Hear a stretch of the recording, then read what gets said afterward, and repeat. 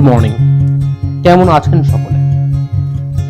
আজ অভিজিৎ সিংহ ইউটিউব চ্যানেলে আমরা যেমন HR analysis, HR analytics, financial অ্যানালিসিসের বিষয়ে বিভিন্ন আলোচনা করি, তেমনি জীবন গড়ার আন্তর্জাতিক মানের বইয়ের সারসংক্ষেপ নির্যাস বাংলা ভাষায় সহজ সরলভাবে আলোচনা করে থাকি। তো আজকের বিষয় যে বইটি তা হলো জেমস ক্লিয়ারের অ্যাটমিক হ্যাবিটস। বইটির মূল বক্তব্য হলো বড় কোনো পরিবর্তন যে রাতারাতি আসে না, বরং প্রতিদিনের অতি ক্ষুদ্র অ্যাটমিক পরিবর্তনের মাধ্যমেই দীর্ঘমেয়াদী এবং স্থায়ী সাফল্য অর্জন করা সম্ভব। এই বিষয় নিয়েই বইটি লেখা। বইটির মূল বিষয়বস্তুতে যদি আসি, কিছু পয়েন্টের মাধ্যমে লেখক তা আলোচনা করেছেন। যেমন এক, উন্নতির নিয়ম, দ্য 1% রুল। আমরা অনেক সময় ভাবি বড় সাফল্যের জন্য বড় পদক্ষেপ দরকার, কিন্তু লেখক দেখিয়েছেন যে আপনি যদি প্রতিদিন নিজেকে মাত্র 1% করতে পারেন, তবে বছর শেষে আপনি আগের চেয়ে প্রায় 37 গুণ বেশি দক্ষ হবেন। একে বলা হয় the compounding interest of self improvement. দ্বিতীয় বিষয়, লক্ষ্য নয় সিস্টেমের উপর জোর দিন, সিস্টেমস ওভার দ্য গোলস। লেখকের মতে আপনি আপনার লক্ষ্যের উচ্চতায় পৌঁছান না, বরং আপনি আপনার সিস্টেমের উপর স্তরে নেমে আসেন। লক্ষ্য বা গোল, আপনি যে ফলাফল অর্জন করতে চান, যেমন ওজন কমানো। সিস্টেম, যে প্রক্রিয়ার মাধ্যমে আপনি সেখানে পৌঁছাবেন, যেমন প্রতিদিনের ডায়েট ও ব্যায়াম শুরু করা। লক্ষ্য শুধু দিক নির্দেশনা দেয়, কিন্তু সিস্টেমই প্রকৃত উন্নতি ঘটায়। তৃতীয় বিষয় যা বইটিতে আলোচিত হয়েছে তা হলো আইডেন্টিটি বেসড হ্যাবিটস। অধিকাংশ মানুষ কি অর্জন করতে চায়, আউটকাম, তার উপর ভিত্তি করে অভ্যাস বদলাতে চায়, কিন্তু স্থায়ী পরিবর্তনের জন্য আপনার পরিচয় বা আইডেন্টিটি বদলাতে হবে।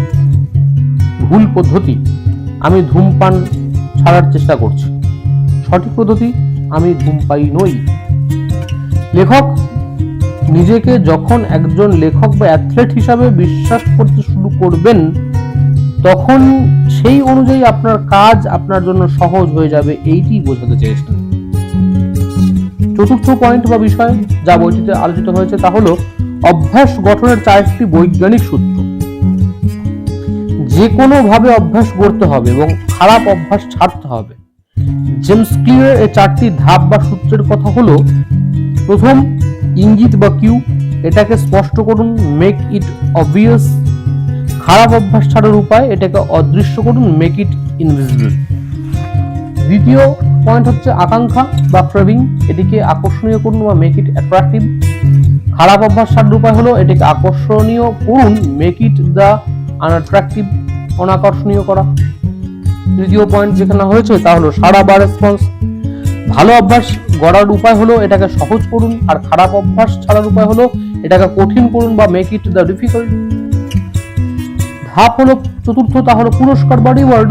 ভালো অভ্যাস গঠনের উপায় হলো এটাকে তৃপ্তিদায়ক করুন, এটাকে তৃপ্তিদায়ক করতে হলে মেক ইট স্যাটিসফাইং। আর খারাপ অভ্যাস ছাড়ার উপায়, এটিকে অতৃপ্তিদায়ক করুন, মেক ইট দ্য আনস্যাটিসফাইং। পঞ্চম বিষয় যে বিষয়টি আলোচিত হয়েছে এই বইটিতে তা হলো 2 মিনিটের নিয়ম, the minute rule, 2 minutes rule. যে কোনো নতুন অভ্যাস শুরু করার সময় সেটি এমন ভাবে ছোট করুন যেন তা করতে 2 মিনিটেরও কম সময় লাগে।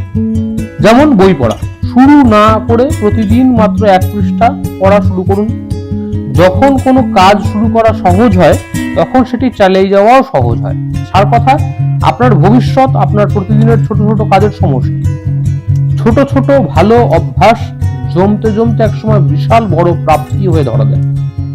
আপনি কি তাহলে এই বইটির কোনো নির্দিষ্ট অংশ, যেমন অভ্যাস ট্র্যাকিং বা পরিবেশ নিয়ন্ত্রণ সম্পর্কে আরো বিস্তারিত এই বিষয়ে জানতে চান এরকম আন্তর্জাতিক মানের জীবন গড়ার বইয়ের সারসংক্ষেপ আলোচনায়? তাহলে অবশ্যই সাবস্ক্রাইব করুন, আরো করে ছড়িয়ে দিন আপনার প্রিয়জনদের মাঝে এই চ্যানেল, অভিজিৎ সিংহ ইউটিউব চ্যানেল। দেখা হচ্ছে পরবর্তী অন্য কোনো ভিডিও। ভালো থাকুন।